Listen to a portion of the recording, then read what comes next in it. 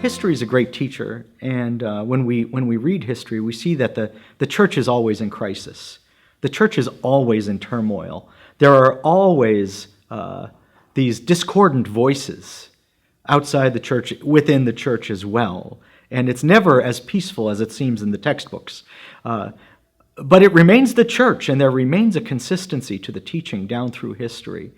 And we can always look back on the tradition and see how the tradition is looking at the inheritance, we can see how the authority within the church looks at what it's received from the time of the apostles, interpreted it again and again, and how it will apply it in the next generation, and how it's never been applied before.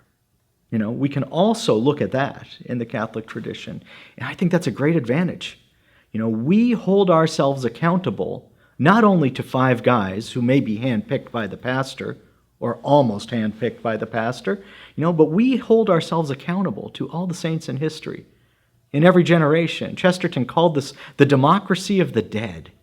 You know, we hold ourselves accountable to our ancestors. They gave us something in trust.